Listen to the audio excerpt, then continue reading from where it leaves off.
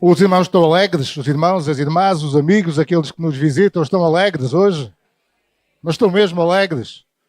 É que nós estamos na casa do Senhor, estamos numa casa que é alegre, onde reina a alegria. O nosso Senhor é um Deus alegre. Nós temos que ser filhos de Deus alegres. Temos que viver com alegria.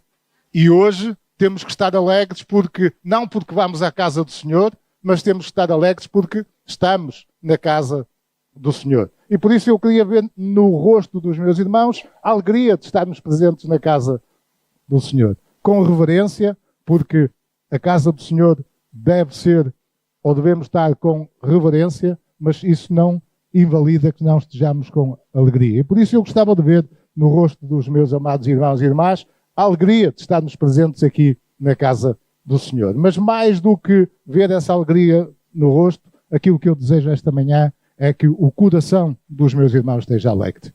Que a alegria do Senhor reine no vosso coração. Se uns são mais expressivos e outros menos, o importante é que a alegria do Senhor reine no nosso coração. Então estamos alegres porque estamos na casa do Senhor e estamos alegres também porque hoje vamos falar aqui um pouco sobre o dia do pastor, porque nos deram essa oportunidade. Eu penso que é a terceira ou quarta vez que me convidam para falar no dia do pastor. Não sei se é coincidência ou não, mas o que é certo é que chega a determinada altura e também começo a não perceber muito bem que versículos é que é de ir buscar para falar sobre o dia do pastor e compreendo o quão difícil é a missão dos pastores quando têm que todos os domingos, domingo após domingo, ir à palavra do Senhor, buscar aquilo que é o alimento que têm que trazer para o rebanho que o Senhor lhes entregou. Mas então, desta vez, eu queria começar por fazer as coisas de uma forma um pouco diferente. Antes de falar do dia do pastor, eu queria falar de alguém que faz parte da vida de um pastor, alguém que está sempre ali na vida do pastor, alguém que é uma rocha forte na vida do pastor, alguém que suporta muitas vezes o pastor, alguém que é o primeiro a levar com a má disposição, com as chatices, com os problemas do pastor, mas também alguém que é a primeira a receber as bênçãos e as alegrias do pastor, alguém que caminha ali ao seu lado, alguém que nos seus tropeços o ampara, alguém que nas suas indecisões o ajuda a ir para a frente e alguém que está sempre, constantemente, em todo momento, ao seu lado. Mas é verdade, irmãos, esta manhã eu queria falar sobre aquilo que é a enorme responsabilidade de ser pastor, a enorme responsabilidade de abraçar o ministério pastoral, a enorme responsabilidade de ser um pastor segundo a vontade de Deus. Porque ser pastor é uma coisa, ser pastor segundo a vontade de Deus é outra coisa completamente diferente. Um pastor não é um missionário, um pastor não é um evangelista, um pastor não é apenas um pregador, um pastor é alguém que reúne todas estas capacidades e é alguém que tem ainda muitas mais responsabilidades pela frente. E eu encontrei um versículo que, no meu entender, resume basicamente tudo aquilo que é a enorme responsabilidade de ser um pastor segundo a vontade de Deus. Se os irmãos quiserem abrir em Hebreus, capítulo 13, para lermos o versículo 7, para mim este versículo resume aquilo que é ser um pastor segundo a vontade de Deus. Hebreus, capítulo 13, versículo 7. Diz assim a palavra: lembrem-se dos seus líderes, que transmitiram a palavra de Deus a vocês. Observem bem o resultado do estilo de vida deles e imitem a sua fé. E hoje, durante a manhã, nós vamos falar sobre este pastor segundo a vontade de Deus, baseando-nos praticamente neste versículo, que tem ali muito por onde nós trabalharmos, tem ali muito que nos dá a entender aquilo que é ser pastor e a responsabilidade que esse ministério acarreta. O ministério pastoral é algo de muita responsabilidade. Muita responsabilidade para com a igreja, muita responsabilidade para com as ovelhas do rebanho, mas, acima de tudo, muita responsabilidade para com Deus. Ser pastor é continuar a desenvolver o trabalho de Deus aqui na terra. Ser pastor é ser responsável por apacentar as ovelhas do rebanho de Deus aqui na terra. As ovelhas boas e as ovelhas menos boas. As ovelhas menos trabalhosas e as ovelhas mais trabalhosas. Prosseguir o trabalho de Deus mais fácil, prosseguir também o trabalho de Deus mais difícil. Nós não fazemos ideia daquilo que é a responsabilidade de ser pastor. E deixem-me dizer que, infelizmente, há pastores que não fazem ideia da responsabilidade daquilo que é ser pastor. Há pastores que não têm a total noção da responsabilidade do trabalho que o Senhor lhes confiou. E este versículo 7 do capítulo 13 de Hebreus está carregado de alertas para os pastores. Está carregado, basicamente, eu consigo tirar dali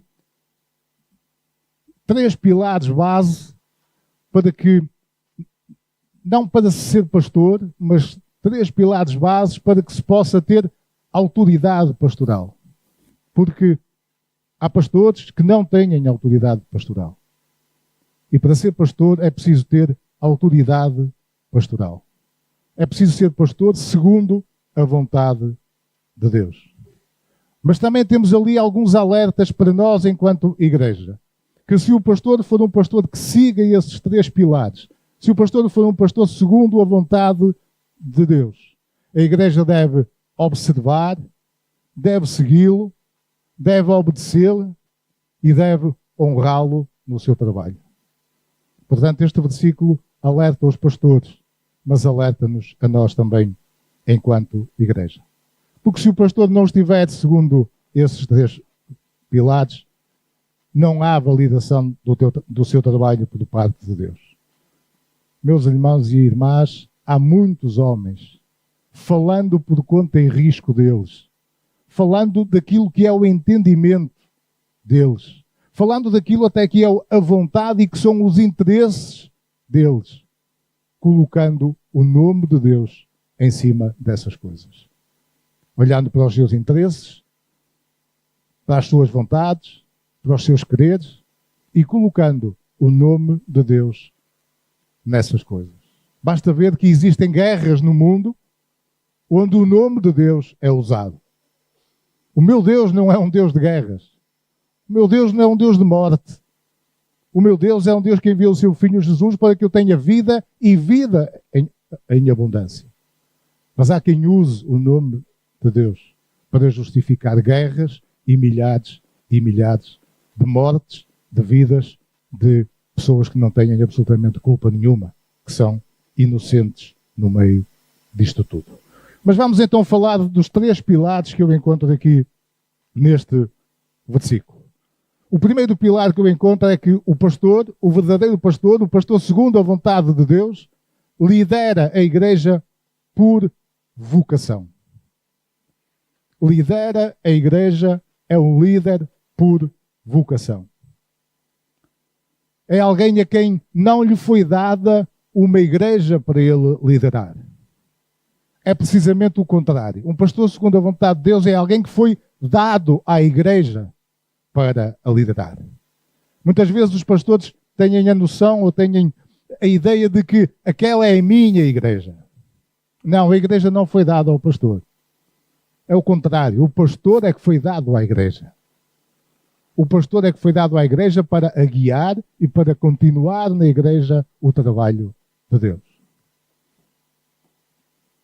A primeira parte do versículo diz assim: lembrem-se dos vossos guias. Os irmãos ainda se lembram do versículo que está lá?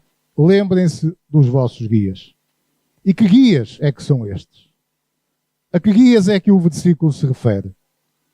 Precisamente àqueles que foram chamados para o ministério pastoral por vocação. Aqueles que foi por vocação que foram chamados para guiar a igreja. Aqueles que pregaram, aqueles que pregam, aqueles que haverão de pregar a palavra de Deus. Aqueles que o Senhor colocou na igreja. Não aqueles que criaram uma igreja para eles. Aqueles que o Senhor colocou na igreja. Não os falsos pastores. Não os falsos guias. Não aqueles que agem como agiam antigamente os fariseus. Aqueles a quem o Senhor chamou cegos, guias de cegos. Meus irmãos, ainda há hoje em dia muitos cegos, guias de cegos. Mas não é a esses que o Senhor se refere. Aos que estão lá no capítulo 23 de Mateus, nos versículos 23 até 27, estava aí para lermos, mas para irmos andando para a frente, porque quando eu comecei a preparar este resumo tinha 56 minutos, depois eu consegui reduzir para 54 e a irmã Elizabeth disse-me: Fernando Silva, tens 30 minutos para falar. Portanto, há que ir tirando alguma coisa daqui. Mas os irmãos conhecem bem essa passagem em que Jesus se vira para os fariseus e os repreende e lhes diz que eles são túmulos caiados de branco, por fora são claros, por dentro são completamente podres, cegos, guias de cegos. Não são esses pastores que o Senhor chama por vocação. Mas também não era só naquela época que existiam esses cegos, guias de cegos. Mais à frente, se nós virmos em Mateus, no capítulo 7, o versículo 15, já nos alerta para isso. O Senhor Jesus já nos deixa esses alertas. Tenham cuidado com os falsos profetas. Eles vêm a vocês vestidos de peles de ovelhas, mas por dentro são lobos devoradores. Meus irmãos, como existem aí tantos cordeiros destes, por fora vestidos de ovelha e por dentro autênticos predadores. Mas o Senhor Jesus já nos deixou o aviso para isso. Mas ainda mais à frente, o Senhor Jesus ainda é mais direto. E no capítulo 24 do mesmo livro de Mateus, os versículos 23 e 24, o Senhor Jesus diz assim: se alguém disser, vejam, aqui está o Cristo, ou ali está Ele, não acreditem, pois aparecerão falsos cristos e falsos profetas, que realizarão grandes sinais e maravilhas, para, se possível, enganar até os escolhidos. E eu acho que ninguém se escandaliza aqui se eu disser aos irmãos que hoje existem portas de igrejas abertas, onde se diz que está lá o sangue de Jesus, onde se diz que está lá a água do rio, não sei quê, onde se prega lá que desde que se entre lá a vida muda por completo, desde que se dê algum dinheiro para lá acabaram-se os problemas financeiros, acabaram-se os problemas familiares, nunca mais há problemas, desde que se entrem nessas portas e se pertençam a essas, deixem-me chamar, organizações, os problemas acabam. Não há mais problemas, ao contrário daquilo que o Senhor Jesus disse, que na Bíblia, que na vida teríamos aflições, mas para termos bom ânimo, porque Ele venceu o mundo e nós haveríamos vencer também. Nessas organizações prega-se que acabam-se os problemas. Não há problemas. São os tais lobos vestidos de ovelha, mas que por dentro são autênticos predadores. E o Senhor Jesus deixou-nos o aviso para isso. Para esses falsos guias, para esses falsos pastores. Eu estou a falar-vos disto para que os irmãos entendam que não existem só, aliás, bom pastor só existe um. Mas pastores bons existem mais. Mas também existem muitos pastores maus. E é preciso que nós conheçamos esse lado também. Que nós não conheçamos só o lado bom e não sejamos enganados por qualquer vento de doutrina. Que nós conheçamos que há quem pregue, quem fala em nome de Deus, quem fala em nome de Jesus, vestido de cordeiro, mas autêntico devorador. E precisamos de conhecer para sabermos separar as coisas.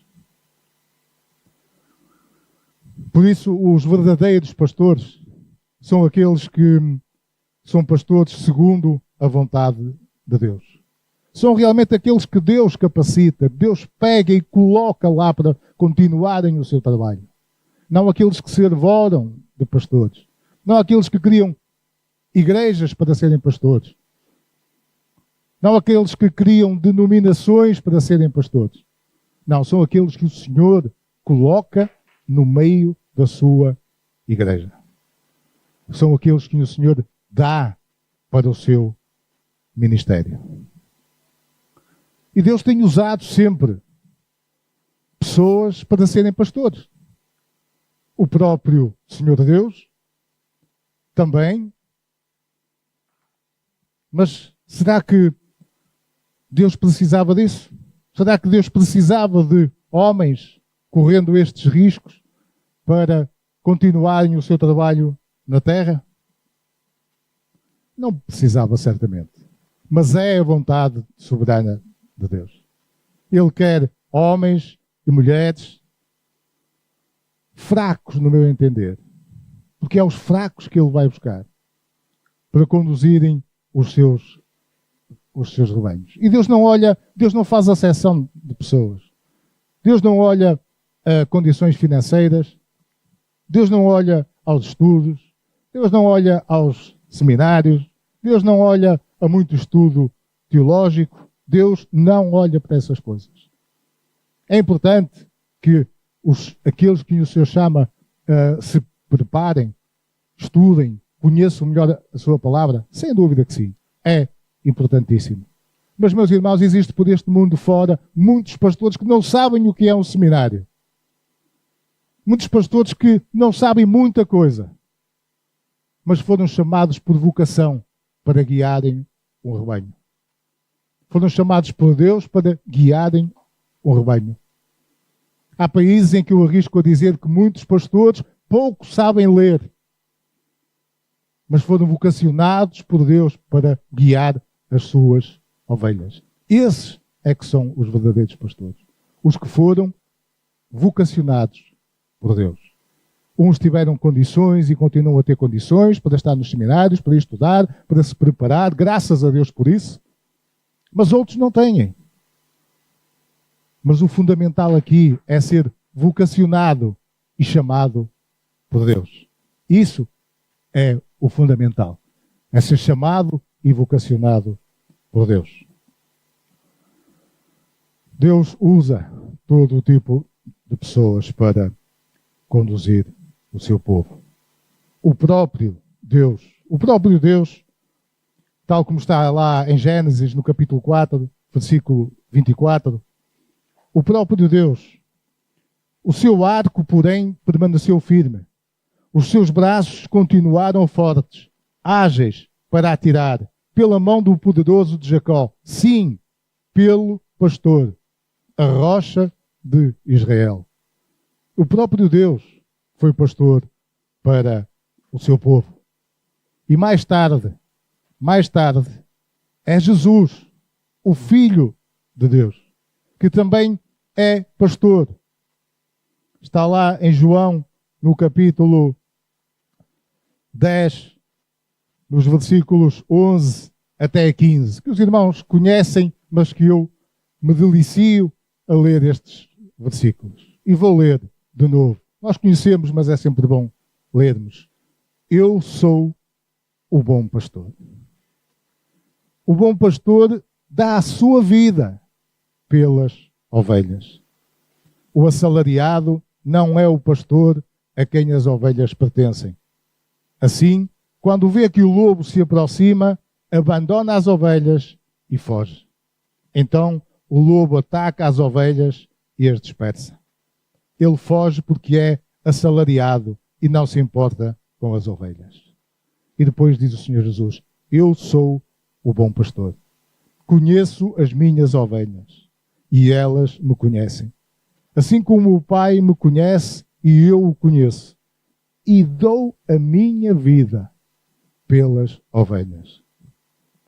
Ai, pastor José de Sousa, pastor Assis e o pastor Gibas, onde quer que esteja. Como é difícil num dia ter que dar a vida pelas ovelhas. E dar a vida não é só morrer pelas ovelhas. Dar a vida é deixar muitas vezes de fazer o que tenho que fazer pelas ovelhas. É deixar de lado aquilo que era o meu objetivo, o meu sonho pelas ovelhas. É deixar a minha família a não sei quantos quilómetros porque há uma ovelha que precisa de mim. É sair de casa às 2 da manhã porque há uma ovelha que foi para o hospital. Isso também é dar a vida. A minha vida, a vida que eu vivo, a vida que eu tenho para viver pelas minhas ovelhas.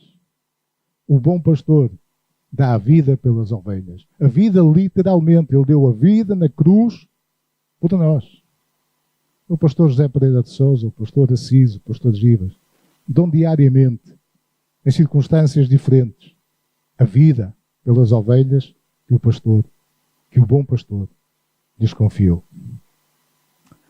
São homens fracos, todos eles, e conheço-os bem, todos eles são homens fracos, mas que, pela força do Senhor, se tornam fortes. São homens fracos cujo poder do Senhor se aperfeiçoa na fraqueza deles. E com o poder do Senhor, não há nada, nem ninguém, que os derrube a qualquer um deles.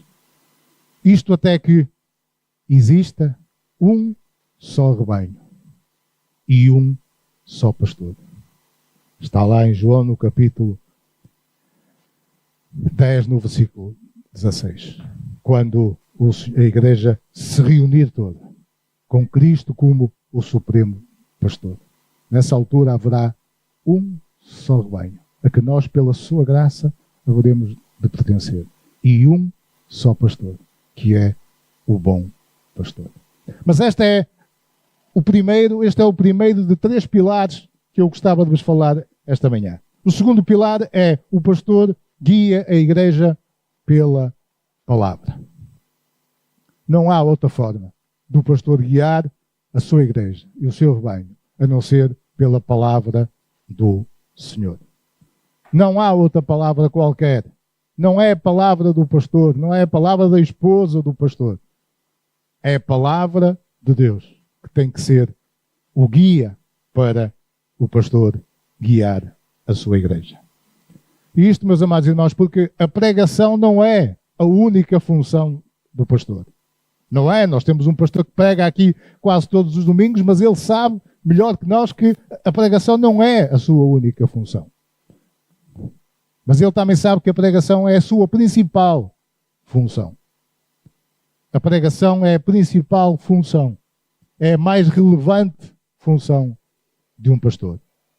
A pregação da palavra foi sempre, é hoje em dia e há de ser sempre da máxima importância. Foi uma ordem dada pelo Senhor Jesus. Está lá em Marcos, no capítulo 16, os versículos 15 e 16, o Senhor Jesus disse: vão pelo mundo todo e preguem o Evangelho a todas as pessoas. Vão pelo mundo todo e preguem o Evangelho a todas as pessoas. Quem crer e for batizado será salvo. Mas quem não crer está condenado. Então, se não houver pregação, não há salvação. Porque a realidade é que, se não houver pregação, nós não conhecemos ao Senhor. Se não conhecemos ao Senhor, não podemos ser chamados ao arrependimento. Se não nos arrependermos, não somos salvos. E, portanto, a pregação é a principal função de um pastor. Para que possa, através da pregação, chamar-nos ao arrependimento. Para que, através desse arrependimento, haja salvação. E tem sido sempre assim. Filipe pregou em Samaria. Pedro pregou frente ao centurião romano. Paulo foi considerado sempre um exímio pregador. Porque, na realidade, sem pregação não há salvação. Vejam o que está escrito em Romanos. Vejam o que está escrito em Romanos no capítulo 10, dos versículos 13 e 14. Pois todo aquele que invocar o nome do Senhor será salvo. Como então invocarão aquele em quem não creram? E como crerão naquele de quem não ouviram? E como ouvirão se não houver quem pregue? E como pregarão se não forem enviados? Como está escrito, como são belos os pés daqueles que anunciam boas novas. Como são belos os pés daqueles que anunciam as boas novas e que são pastores segundo a vontade do Senhor. Porque eles pregam.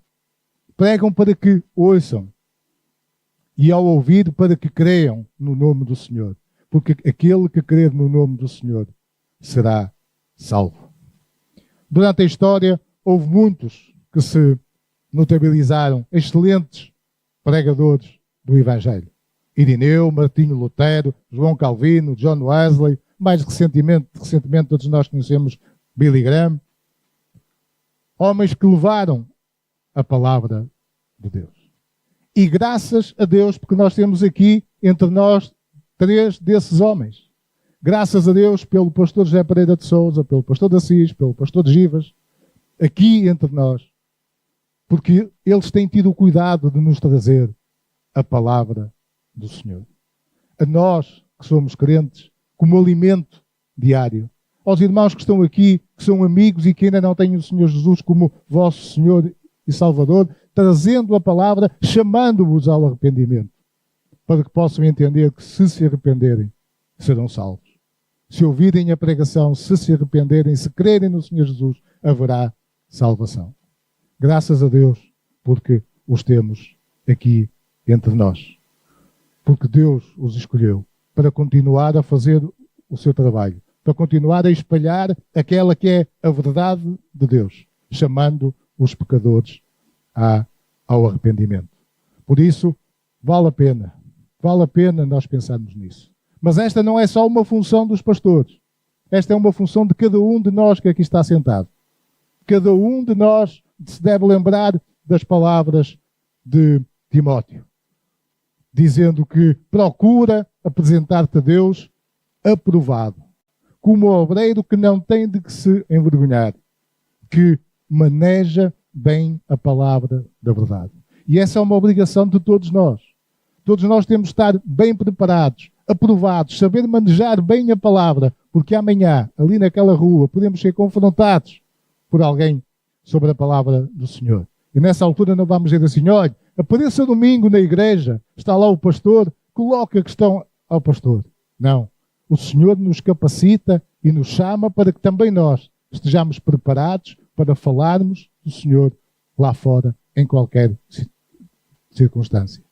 Como diz a Bíblia, a tempo e a destempo. Será que estamos preparados, irmãos?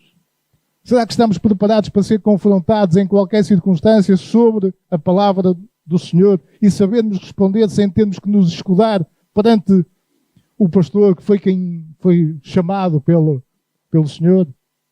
Será que estamos preparados para isso? Será que às vezes não evitamos até esse confronto por estarmos mal preparados? Eu devo confessar que já me aconteceu mais que uma vez.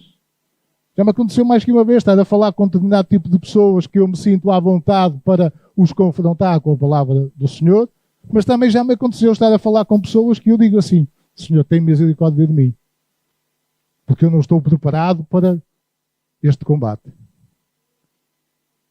Não estudei o suficiente. Não sei ainda o suficiente.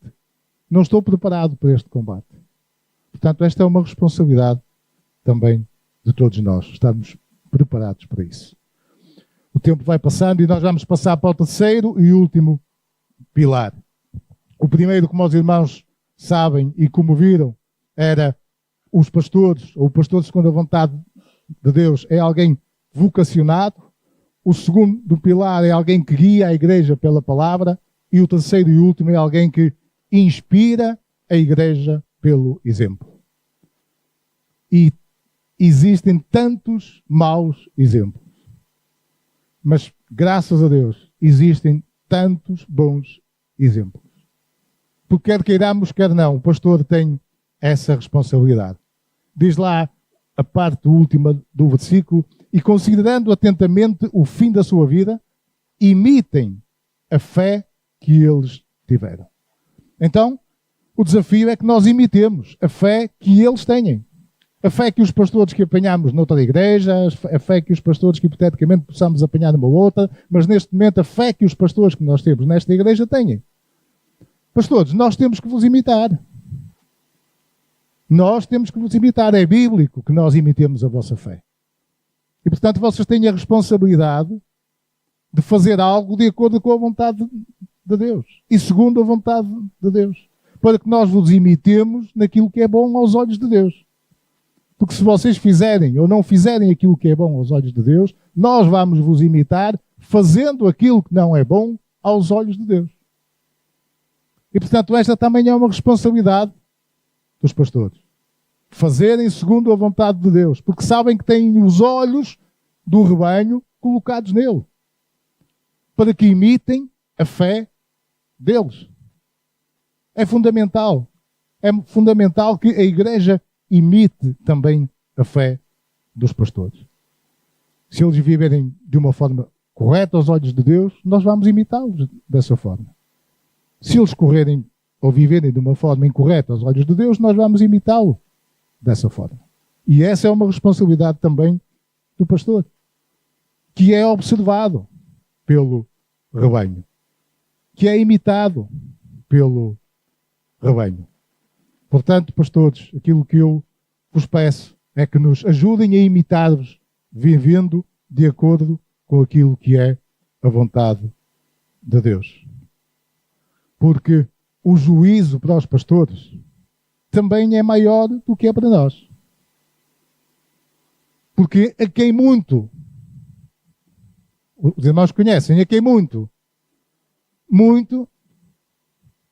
a quem muito se lhe dá, muito se lhe pede. E, portanto, a responsabilidade e o juízo para os pastores também vai ser maior.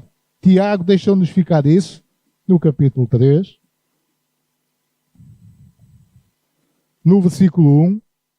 Tiago alerta para isto: meus irmãos, não sejam muitos de vocês mestres, pois, como sabem, nós, os que ensinamos, seremos julgados com maior rigor.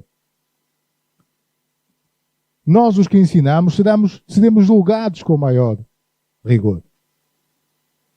E, portanto, eles vão ser ajuizados, vão ser, de alguma forma, julgados por aquilo que transmitirem ao rebanho.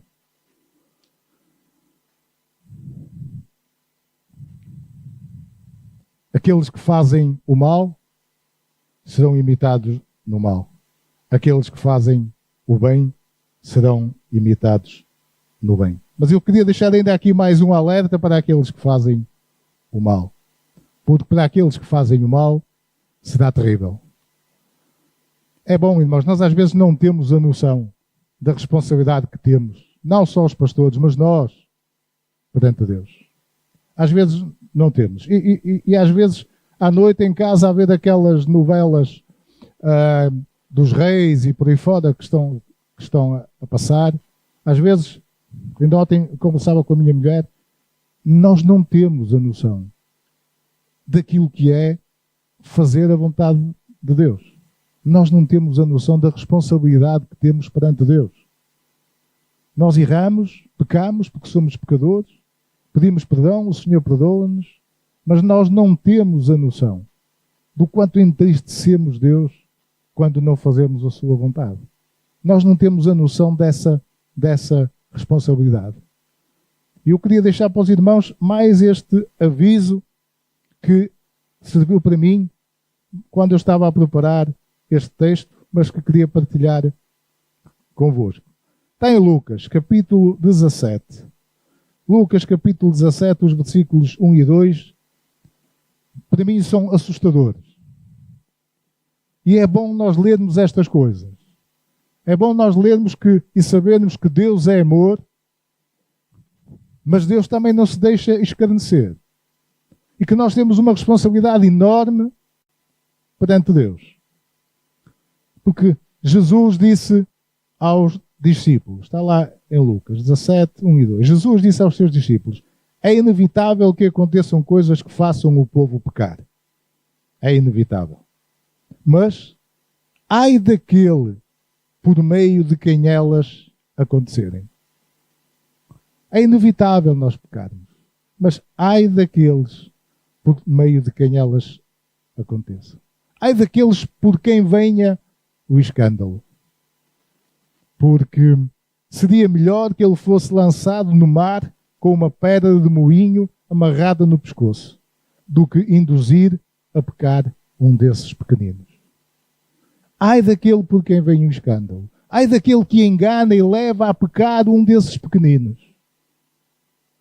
Mais lhe valia ser lançado ao mar com uma pedra de moinho amarrada no pescoço, do que enganarmos esses pequeninos. Isto é uma responsabilidade enorme para os pastores. Ai daqueles que enganam o rebanho. Ai daqueles que levam o rebanho ao engano. Mas ai de nós também. Ai de nós que levemos alguns ao engano. Mas, os meus irmãos, há tantos aí. Há pastores, e para terminar quase, há pastores por esse mundo fora que são homens do mundo, guiando igrejas. Há pastores por esse mundo fora que são adúlteros. Há pastores por esse mundo fora que são alcoólatras. Há pastores por esse mundo fora que são avarentos. Agora até há pastores por esse mundo fora que são efeminados. Há igrejas cujos pastores são efeminados e cujos membros são efeminados. Isto acontece hoje em dia, nas nossas portas, em Portugal. Isto acontece hoje em dia.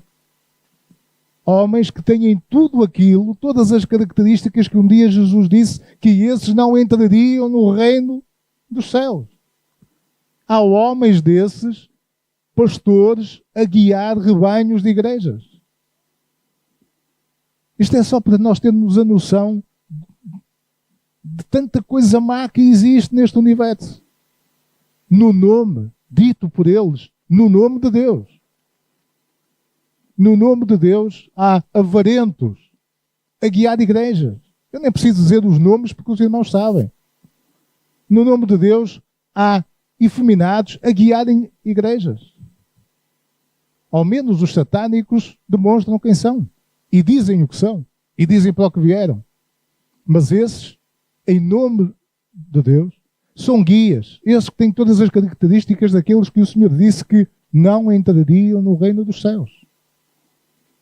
É preciso muito, muito, muito cuidado, irmãos.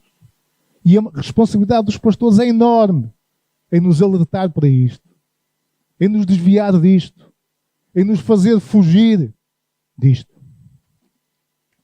Agora deixem-me dizer também que, na realidade, não há pastores perfeitos. Os pastores são homens e, portanto, perfeito só houve um. Portanto, não podemos esperar ter pastores perfeitos.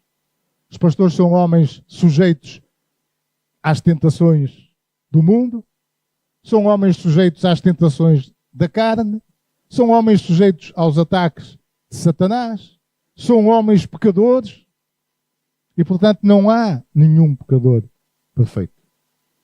Por isso, durante o seu ministério pastoral, e deixem-me só dizer aqui que, pelo menos no meu entendimento, não há um princípio e um fim, ou pelo menos existe um princípio, mas não existe um fim. Eu não entendo que hajam pastores reformados ou pastores aposentados. Acho que não se está pastor. Hoje sou pastor, amanhã deixo de ser. Não se está pastor. É-se pastor. A partir do momento em que o Senhor vocaciona, é-se pastor. Até morrer. Independentemente do rebanho ser maior ou menor. Ser de Matosinhos ou do outro lado qualquer. É-se pastor. Não se está pastor. E por isso a luta destes homens é uma luta constante.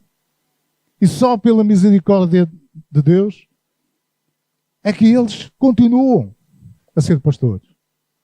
Porque não há um único justo. Mas o Senhor renova as suas misericórdias a cada dia. E eles precisam a cada dia desta força do Senhor. Mas precisam de uma outra força. E nós, igreja, somos a segunda força para estes homens. Nós, igreja, temos de representar a segunda força para estes homens. Para estes homens que estão sujeitos a isto tudo. É aí que nós entramos. É aí que nós fazemos a diferença. É aí que nós marcamos a diferença. É aí que nós demonstramos que somos irmãos na fé. Sustentando, ajudando, fortalecendo os nossos pastores. Aqueles a quem Deus não deu uma igreja, mas aqueles que Deus deu a esta igreja. Devemos ampará-los a cada momento. Devemos obedecer-lhes. Devemos zelar por eles. Devemos orar por eles. Devemos até, meus irmãos, e perdoem-me, irmãos pastores, devemos até muitas vezes não estar de acordo com eles. Porque quando se ama alguém, tem que se estar no bem e no mal. Quando se ama alguém, não se pode ser hipócrita. Quando se ama alguém, não se pode viver de palmadinhas nas costas. Quando se ama alguém, tem de ter o cuidado de alertar. Até isso nós devemos fazer. Devemos ser um forte e constante apoio na caminhada dos nossos pastores. Porque muitos, no decorrer desta caminhada, por falta desta ajuda, deste apoio, acabam por se perder. E isto não é como começa. É como acaba também. Não é só no dia que se começa a ser pastor. O julgamento do Senhor é até ao dia em que o pastor se sentar, ou estiver de pé, não sei, nem ninguém sabe, frente a frente com o Senhor. Quando o Senhor lhe perguntar, então, o que é que fizeste com a responsabilidade que eu te dei? E muitos perdem-se pelo caminho. Então, continuemos a ajudar, continuemos a orar, continuemos a fortalecer estes nossos pastores para que nenhum se perca pelo caminho. E para terminar, deixem-me só ter aqui uma palavra mais particular. Eu conheço o pastor José Pereira de Sousa há 26 anos, 27 anos, mais ou menos por aí. Metade daquilo que é a minha idade. Portanto, durante metade da minha idade, ele teve que levar comigo. Durante 26 ou 27 anos.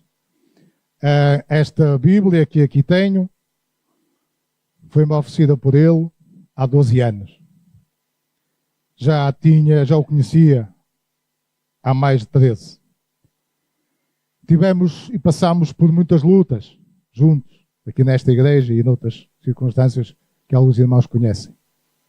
Estivemos de acordo na maior parte das vezes.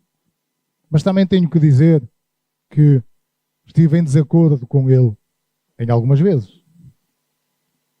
E nunca foi por ele ser o meu pastor que eu disse amém. Quando eu pessoalmente achei que ele não estava aí pelo caminho certo. Sim, porque eu sou ovelha, mas também tenho a minha forma de pensar.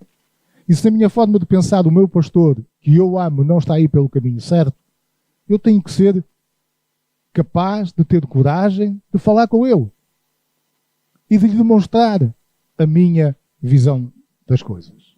E quantas vezes o fiz e nos sentámos os dois sozinhos e ele me mostrou, não, Fernando Silva, está errado, porque é assim, assim e assim. Mas eu fiquei tranquilo. Mas também houve algumas em que ele teve a hombridade, a honra lhe seja feita. Diz assim, é verdade, Fernando, ainda bem que você me alerta para isso.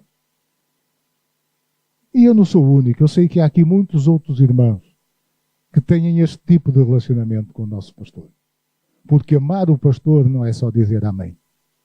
Amar o pastor é cuidar dele, para que desde o primeiro dia em que ele se tornou pastor, até o dia em que foi prestado contas com o Senhor, ele não se perca pelo caminho. Essa é a nossa função também. E se alguma vez não foi entendido assim, eu quero dizer aqui perante a igreja que a minha intenção foi sempre e só apenas fortalecer o meu pastor. Porque essa é uma obrigação.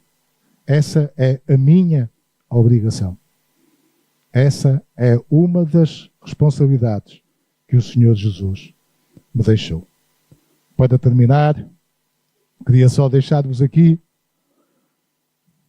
no capítulo 10 de João, o versículo 11. E este versículo tão pequenino daria mais 3 horas de pregação. Porque o que está aqui escrito é de tanto valor. O que está aqui escrito é de tanta responsabilidade. O que está aqui escrito é tão gostoso, é tão bom, tão bom, tão bom. Eu sei que os irmãos já perderam, mas a irmã vai voltar a colocar, por favor. Este versículo 11 que diz assim, eu ia pedir, acho que não seria demais lermos todos em conjunto aquilo que diz este versículo 11 do capítulo 10 de João. Vamos então ler. Eu sou o bom pastor. O bom pastor dá a sua vida pelas ovelhas. E eu quero dar graças a Deus pelos pastores que temos aqui na nossa igreja. Que o Senhor os continue a abençoar, a fortalecer, a orientar e a dar sabedoria divina para conduzirem o rebanho que lhes foi colocado. Amém.